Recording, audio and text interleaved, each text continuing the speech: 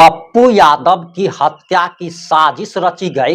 पप्पू यादव का राम नाम सत्य कराने की पूरी तैयारी कर ली गई थी और आखिर पप्पू यादव को धमकी कौन दिलवा रहा था, इसका भी बड़ा खुलासा खुद पप्पू यादव ने कर दिया है। और पप्पू यादव ने उस व्यक्ति को अपने बगल में बिठाकर प्रेस कॉन्फ्रेंस किया जिस व्यक्ति के द्वारा धमकी दिलवाया गया था। और इसमें जनता दल यूनाइटेड के एक बड़े नेता और बिहार के माननीय मुख्यमंत्री नीतीश कुमार के करीबी नेता का नाम आ रहा है। और आगे हम आपको पप्पू यादव के प्रेस कॉन्फ्रेंस में ले चल रहे हैं। और आखिर पप्पू यादव के इस खुलासे के बाद पूरे बिहार की राजनीति में खलबली मच गई है, हड़कंप मच गया है।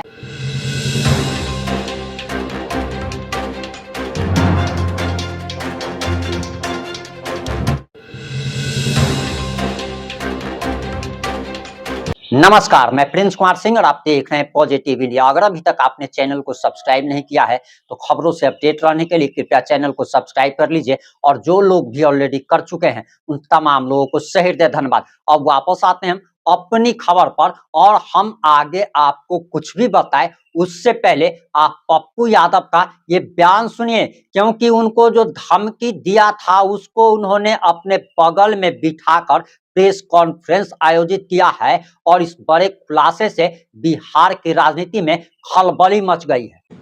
क्या हुआ?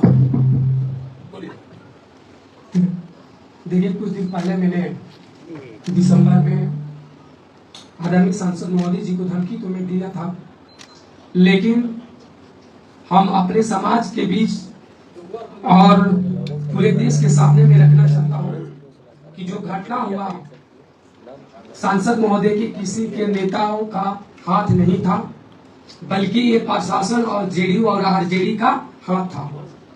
और 1 दिसंबर को जो घटना जैसे हुआ उसको मैं बता रहा हूँ कि पहले हमको पटना बुलाया गया आरजेडी नेता के द्वारा, और फिर चिक्कू सिंह जो है आरजेडी के नेता है, उन्होंने हमको जेडीयू दफ्तर ले गए और वहाँ के प्रवक्ता है जेडीयू के नीरज सिंह जी, उनसे मिलवाए। तो नीरज सिंह जी ने हमसे मिलके बोला कि काम करना है, तुम्हारा भविष्य भी बदल जाएगा। तो मेरे में भी गलती है, मैंने कुछ गलती किया कि मैंने सिखौला में मैंने गलती कर दिया, लेकिन वो लोग हमको 2 लाख रुपया और भविष्य में नेता बनाने का बात नीरज सिंह जी ने खुद कहा था अपने मुंह से। सीसीटीवी फुटेज के जाने का नहीं। मैं वहाँ 2-3 बार गया और वहाँ के जो एमएलसी है जेडीयू के नीरज सिंह जी से जब वीडियो बनाने गए थे, बुलाए थे तब, और जेल से आने के बाद फिर हम नीरज सिंह जी से मिले थे। तो मैं दूसरा का जो बार मिले तो वो कहे कि तुम एक काम करो, चुनाव की तैयारी करो, तुम चुनाव लड़ो। हमने कहा ठीक है सर, कहाँ से? तो बोले राघोपुर से। तो मैं इसलिए बोला हूँ कि मेरा उम्र क्या हो रहा है आप लोग बताइए। मैं गरीब परिवार से आता हूँ, मैं यादव परिवार से आता हूँ और मेरा उम्र भी नहीं है और मेरी जान की भी खतरा है। तो मैं ये भी कहना चाहता हूँ कि मैं अपने नेता जो हमारे समाज में एसपी जैसे हमको 1 तारीख को रात में 10 बजे भोजपुर थाना ने पकड़ा, 2 तारीख को पुनिया एसपी के जो थाना है वो हमको ले गए थे। वहाँ हम 7 बजे रात को पहुंचे तो हमको आधा घंटा रखा गया जेल में। उसके बाद हमको 8 बजे से लेके रात 1 बजे तक बैठाया गया। और किसी नेता, पता नहीं वो कौन नेता थे जो आए थे, वो जेडीयू के नेता थे, वो जो चश्मा पे उसका नाम नहीं जानते हैं, संतोष कुशवाहा के उसका नाम है, लेकिन वो भी लोग आए थे। और श्रेयांक जांचा गया जो हम तो खुलेआम जो मीडिया पत्रकार वहाँ जो बैठ लोग लिए थे हम बताए थे, लेकिन वो वहाँ दबा दिया गया। आप जानते नहीं ना वो कौन थे, उसका नाम क्या है? नेता को आए। हाँ, नेता को आए थे। उसके बाद फिर एसपी ने अपने तरीके से प्रेस कटेंस किए और हमको तो बेल दिए जेल थाना से ही।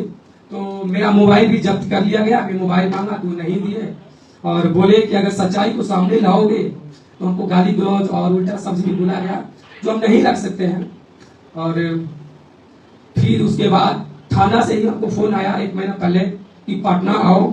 मैं पटना आया तो फिर हम कहा सर कहाँ आऊँ, पटना तो हमें पहुंच चुका सचिवालय। तो बोले जेडीयू दफ्तर चल जाओ।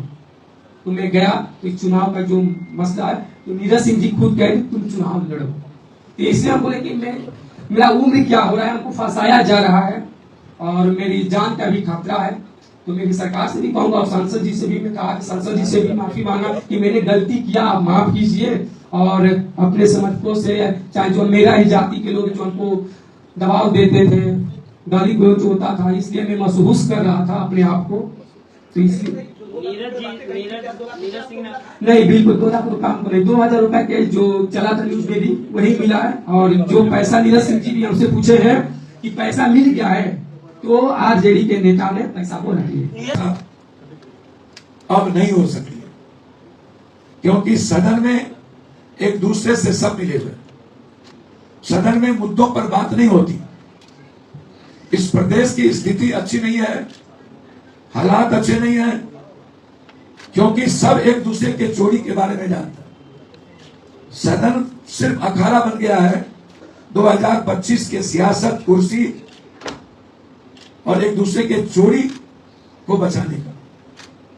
इसलिए पूरी सिंगला कंपनी की जांच 10 मार्च के बाद इसकी पूरी जांच के सदन में हम लोकसभा में उठाएंगे। और इतनी ही नहीं, जो भी कंपनी पुल बना रही है या कोई भी RWD से लेकर के जिसमें नेताओं की मिलीभगत है, ग्रामीण से लेकर भारत सरकार को मैंने चिट्ठी लिखा है कि 20 साल के अंदर जो भी टेंडर हुए उसकी पूरी जांच करें।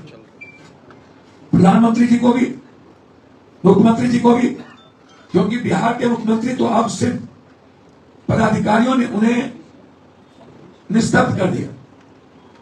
वो काम करने वाले व्यक्ति थे।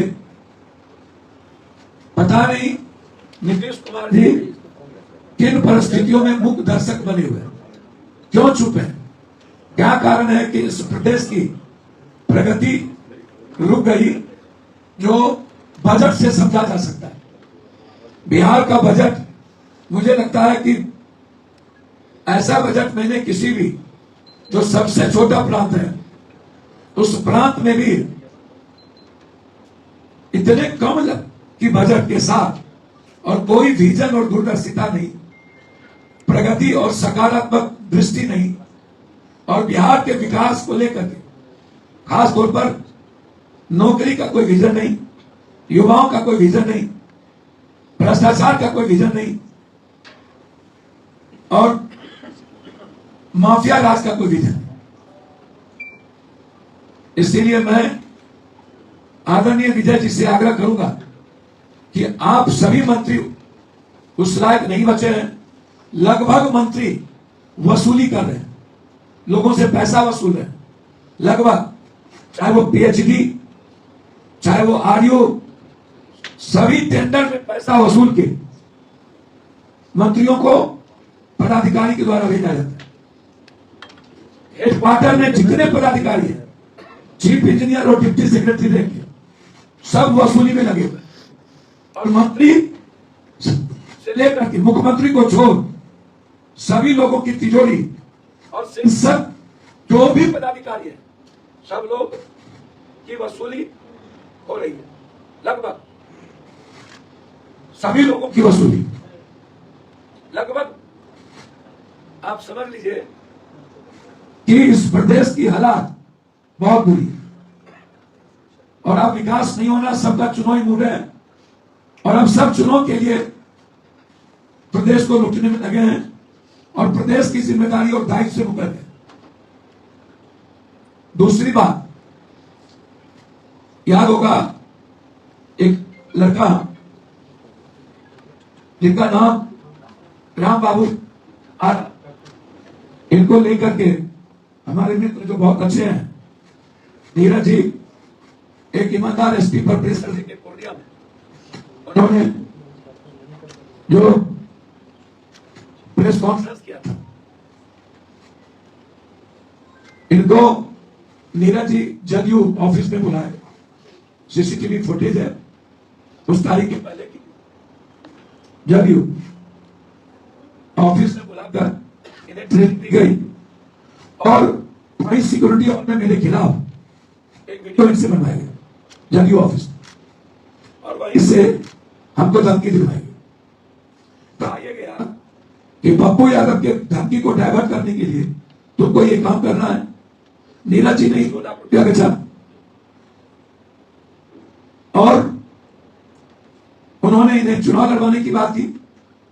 कोई एक राजद के नेता है, क्या नाम है, हरिकांत सिंह और चिक्कू सिंह, हेलो चिक्कू सिंह, ऐसे ही बोलिए ना सर। चिक्कू सिंह, आपने पप्पू यादव का बयान सुन लिया होगा। आपको पप्पू यादव के आरोपों में कितनी सच्चाई नजर आ रही है? कृपया अपनी प्रतिक्रिया कमेंट बॉक्स में जरूर दीजिएगा।